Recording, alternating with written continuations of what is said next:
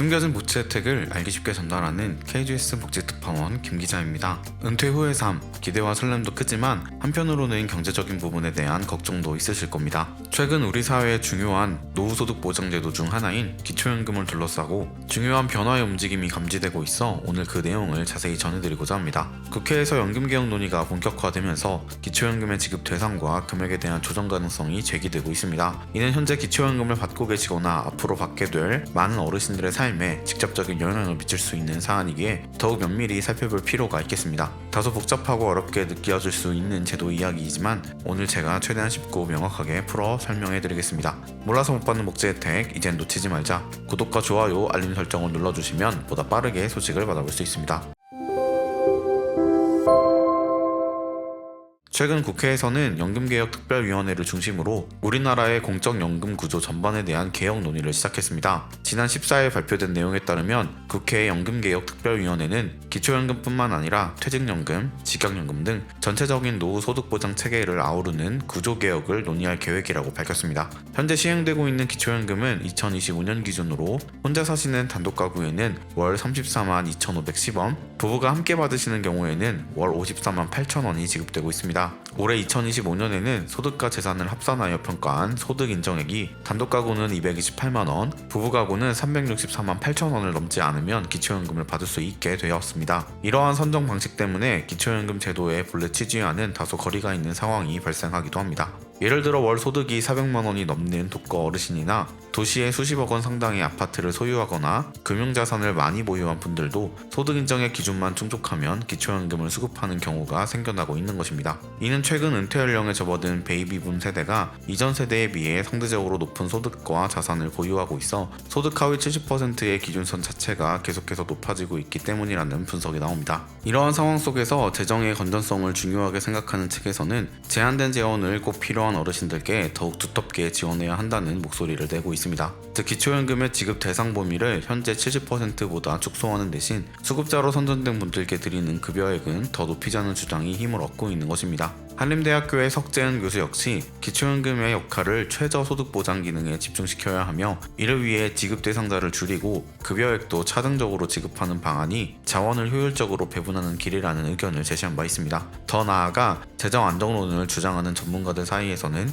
기초연금 수급 대상자를 줄여서 확보된 재정을 국민연금 기금에 투입하자는 주장도 제기되고 있습니다. 현재 국민연금 제도가 안고 있는 미래의 재정 부담, 즉 미적립 부채를 해결하기 위해서는 2030년부터 매년 국내 총생산의 약 1%에 해당하는 막대한 재정 투입이 필요하다는 분석이 있는데 기초연금 지급 대상을 축소함으로써 이 재원을 마련하자는 것입니다. 구체적인 방안으로 현재 기초연금을 받고 계신 어르신들께는 기존처럼 하위 70% 기준을 유지하되 2026년부터 새로 기초연금을 받게 되는 분들부터 그 대상을 점진적으로 줄여나가는 제안도 나왔습니다. 이렇게 수급 대상을 단계적으로 축소하면 설령 기초연금 지급액을 월 40만원 수준으로 인상하더라도 장기적으로는 GDP의 1%를 훨씬 넘어서는 재정을 절감할 수 있으며 이 재원을 국민연금에 투입하면 별도의 세금 인상 없이도 국민연금의 재정 문제의 상당 부분을 해결할 수 있다는 논리입니다. 이는 결국 기초연금에 투입될 재정을 줄여 미래 세대의 부담을 덜어주자는 취지로 해석될 수 있습니다. 지금까지 국회 연금개혁특별위원회에서 논의될 가능성이 있는 기초연금 수급 대상 축소 방안과 그 배경에 대해 설명해드렸습니다. 하지만 이러한 주장에 반대하는 목소리도 만만치 않습니다. 기초연금을 현재 70%가 아닌 모든 어르신에게 지급해야 한다는 주장 역시 여러가지 근거를 바탕으로 제기되고 있는데요. 그 이유들을 하나씩 살펴보겠습니다. 첫째, 현행 국민연금 제도가 아직 충분한 노후소득 보장 기능을 하지 못하고 있다는 현실 때문입니다. 유럽의 복지 선진국들은 이미 100여 년 전부터 공적연금 제도를 운영해 왔기 때문에 대부분의 노인들이 연금을 통해 안정적인 노후를 보내고 있지만 우리나라는 국민연금 제도가 1988년에야 도입되었습니다. 그 결과 2020년 기준으로 국민연금을 받는 어르신들의 비율은 38.3%에 불과하며 평균 수급액도 월 65만원 정도입니다. 하지만 이 평균 금액 속에는 월 40만원 미만을 받는 분들이 절반 이상을 차지한다는 점을 고려하면 많은 어르신들에게 국민연금은 든든한 노후 버팀목이라기보다는 용돈연금 수준에 머물러 있다는 비판이 나옵니다.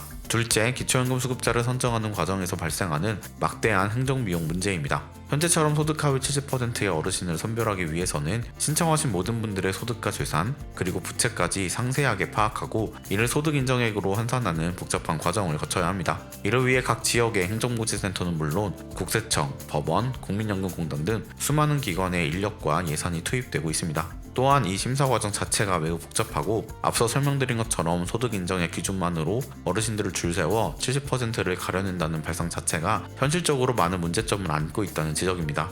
따라서 차라리 만 65세 이상 모든 어르신께 기초연금을 지급하는 것이 장기적으로는 행정비용을 절감하고 제도의 효율성을 높이는 방안이 될 수 있다는 주장입니다. 셋째, 현행 소득 인정의 계산법 자체의 불평등성 문제입니다. 젊은 시절 열심히 일하고 아껴서 안정적인 노후를 위해 꾸준히 저축하거나 연금에 가입하신 분들이 오히려 기초연금 수급에서 불리해질 수 있다는 지적입니다. 현재 기초연금 수급 자격을 결정하는 소득 인정액을 계산할 때 보유하신 부동산은 실제 거래되는 시세가 아닌 정부가 정한 공시가격을 기준으로 반영하며 그마저도 전년도 공시가격을 적용하기 때문에 실제 가치보다 30에서 40% 정도 낮게 평가되는 효과가 있습니다. 또한 상가나 오피스텔 등을 보유하고 임대소득을 얻는 분들의 경우에도 사업자 등록 여부와 관계없이 임대소득의 상당 부분을 필요 경비로 공제받습니다. 아직 일하고 계신 어르신들의 근로소득 역시 기본적으로 112만 원을 공제하고 여기에 추가로 30%를 더 공제해주며 이는 부부가 각각 적용받을 수 있습니다. 그런데 유독 금융재산, 즉 은행 예금이나 적금, 주식, 보험 등에 대해서는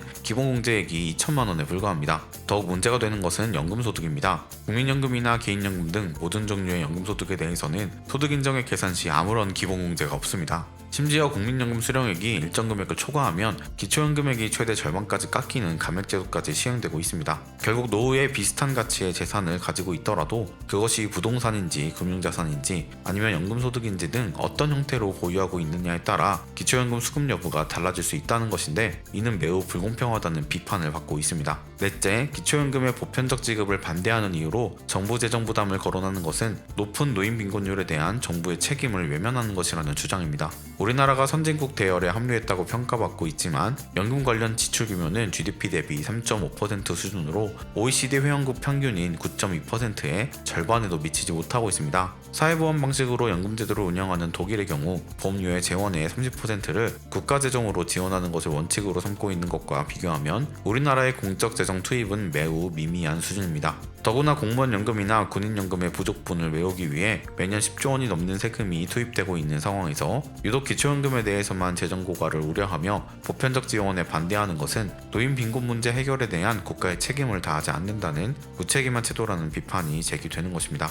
오늘은 기초연금 제도를 둘러싼 최근의 개편 논의, 특히 수급 대상을 축소하고 지급액을 인상하자는 방안과 그에 대한 찬반 양론, 그리고 모든 노인에게 지급해야 한다는 주장의 근거까지 다각도로 살펴보았습니다. 기초연금은 단순히 용돈을 드리는 차원을 넘어 어르신들의 기본적인 생활 안정을 돕고 사회 전체의 노후 소득을 보강하는 중요한 사회수단으로서의 의미를 가집니다. 제한된 재원을 어떻게 효율적으로 배분할 것인가 하는 문제와 심각한 노인 빈곤 문제를 어떻게 해결할 것인가 하는 과제가 서로 맞물려 있는 복잡한 사안이라고 할 수 있습니다. 어르신들께서는 이러한 연금제도 개편 논의가 앞으로 어떻게 진행되는지 지속적인 관심을 가지고 지켜보는 것이 중요합니다. 또한 현재 기초연금이 꼭 필요하지만 아직 신청하지 않으셨다면 지금이라도 주민센터나 국민연금공단 지사를 통해 본인이 수급 자격에 해당하는지 상담받아보시고 꼭 신청하시기를 권해드립니다. 놓치는 혜택이 없도록 숨겨진 정보를 찾아 나서는 복지특파원, 저 김기자가 앞으로도 도움되는 소식 전달해드리도록 하겠습니다. 채널 구독과 좋아요, 알림 설정 부탁드리며 더 좋은 정보로 찾아뵙겠습니다. 지금까지 KGS 복지특파원 김기자였습니다.